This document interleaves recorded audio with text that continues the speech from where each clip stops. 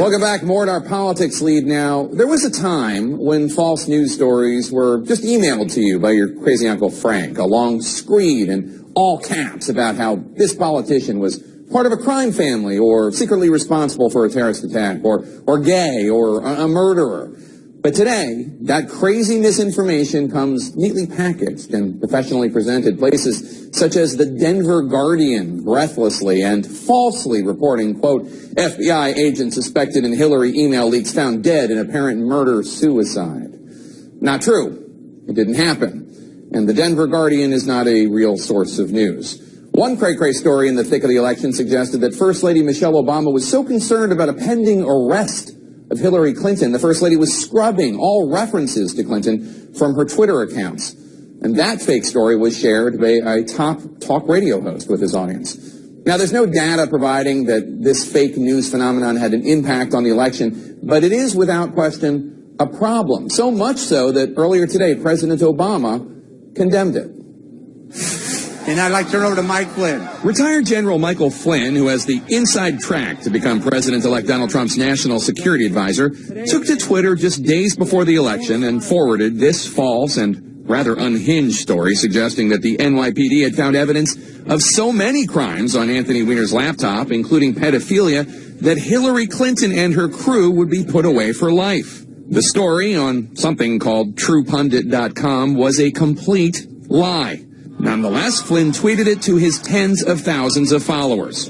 You decide, he wrote. It has since been retweeted nearly 7,000 times. After all, General Flynn, the former head of the Defense Intelligence Agency, wouldn't tweet it if it weren't true, right? False. Twitter streams and Facebook news feeds flooded with falsehoods have become so prevalent it was called out today by the leader of the free world. If we are not serious about facts, if we can't discriminate between serious arguments and propaganda, then we have problems. In an era when sharing a story is easier than fact-checking one, the battle for the truth is difficult. It's time to reject a media and political elite that's bled our country dry. Contributing to the craze is a deepening distrust in mainstream media. Some of it sown by giant missteps, such as the false Rolling Stone story about a non-existent gang rape on a college campus, along with the perception that media organizations are choosing political sides. You're a bunch of phony lowlifes. They're disgraceful. That kind of journalism has a long history in the United States, but I think it also contributes to the long-term decline of people's trust in the news media. And it turns out lying is a lucrative business. According to BuzzFeed, fake news stories far outperformed legitimate ones on Facebook in the weeks leading up to Election Day.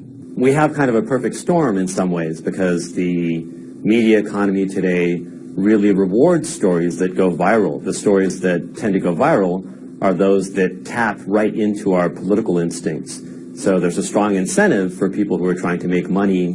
One man behind these hoaxes told the Washington Post, "There's nothing you can't write about now that people won't believe," adding that Trump's campaign manager posted my story about a protester getting paid $3,500 as fact. Like I made that up.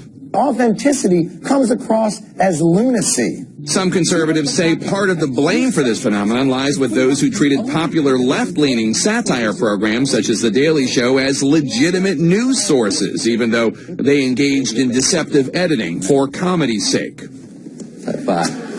Both Facebook and Google have announced they will no longer allow fake news sites to use their ad-selling services, a small effort to slow a rumor mill that is running faster than ever.